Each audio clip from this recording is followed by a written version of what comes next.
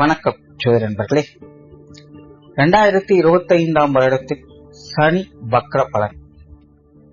அதாவது இந்த வருடம் ஜூலை 15 தேதியிலிருந்து நவம்பர் 30 தேதி வரைக்கும் சனியானது மீன ராசியில வக்ரகதியில சஞ்சாரம் செய்துட்டு வரும்.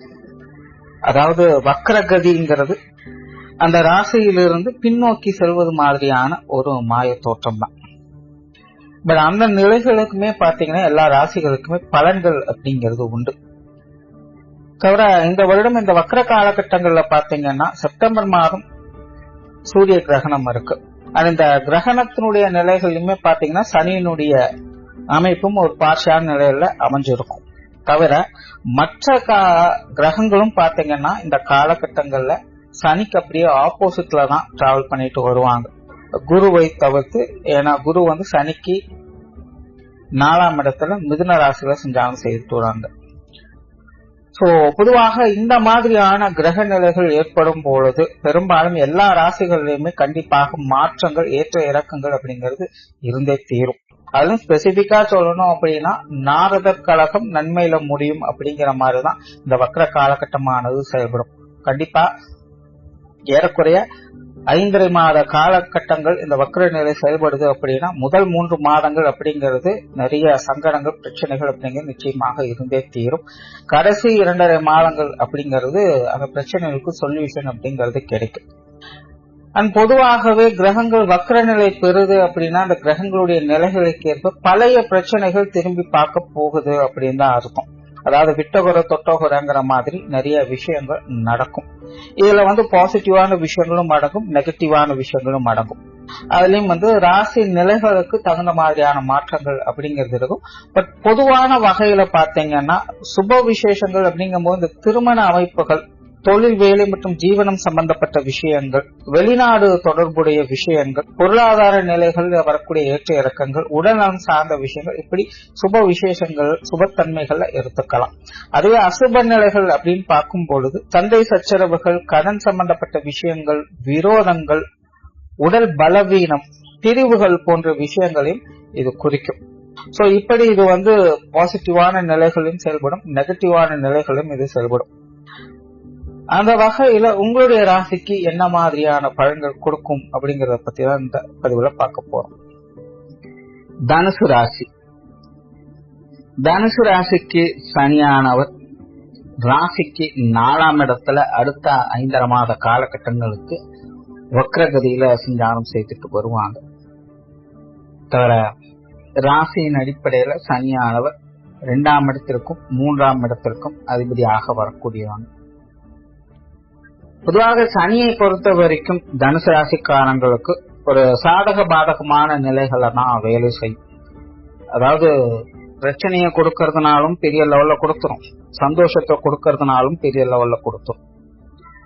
சோ சனி பாத்தீங்கன்னா முழு பலத்தோடு எப்பவுமே தனுசு ராசிக்காரங்கிட்ட வேலை செய்வாங்க. பட் சாதக பாதகமான நிலைகள்ல தான் அவங்களுடைய செயல்பாடுகள் அப்படிங்கிறது. நல்ல விஷயங்களும் பார்க்கலாம், அதுக்கு ஏற்ற அளவுக்கு சங்கடமான விஷயங்களும் பார்க்கலாம்.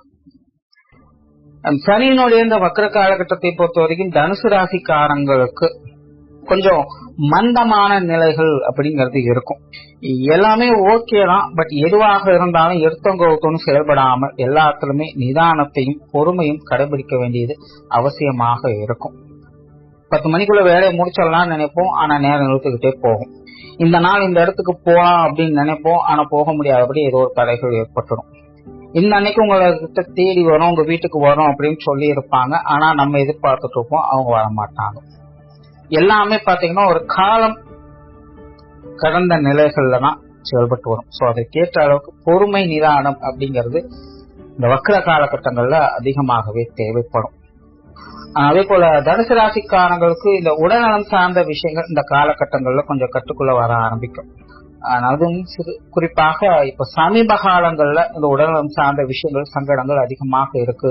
கண்டினியூஸா ட்ரீட்மெண்ட் போய்கிட்டே இருக்கும், கண்டினியூஸா ஹாஸ்பிட்டல் போய்கிட்டே இருக்கும் அப்படிங்கிற மாதிரியான நபர்களுக்கெல்லாம் இந்த காலகட்டங்கள்ல ஒரு பிரேக் மாதிரி அமையலாம்.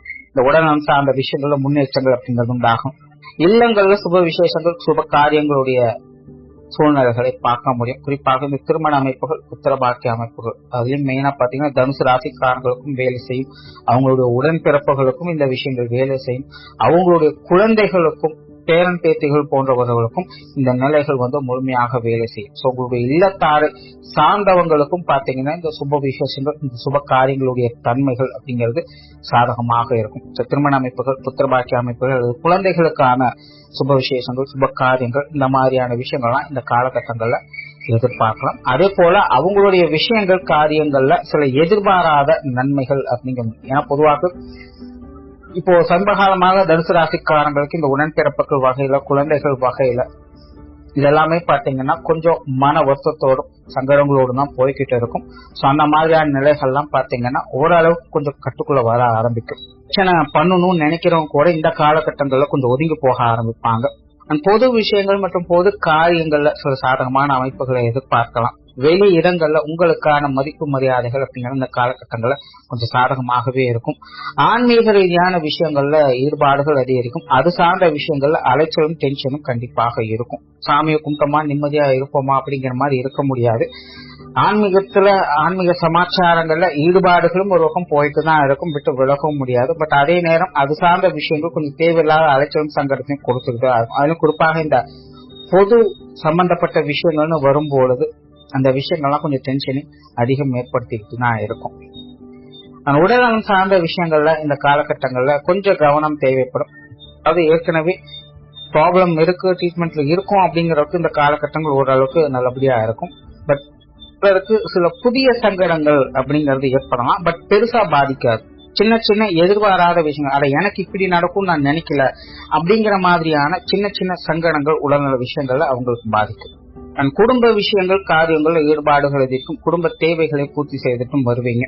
குடும்பத்துக்குள்ள சில முக்கியமான காரியங்களை எடுத்து செய்வது மாதிரியான சூழ்நிலைகள் ஏற்படலாம். அல்லது பல நாட்களாக குடும்பத்துக்கு இந்த விஷயங்களை செய்யணும்னு நினைச்சிருப்போம், அல்லது குடும்பத்துக்கு தேவையான விஷயங்களை வாங்கி போடணும் அப்படின்னு நினைச்சிருப்போம். அந்த மாதிரியான விஷயங்கள்லாம் இந்த காலகட்டங்கள்ல சாதகமான அமைப்புகளை கொடுக்கும். நிறைய பேருக்கு இந்த ஆடை ஆபரண சேர்க்கை கூட நல்லபடியாக வந்து சேரும்.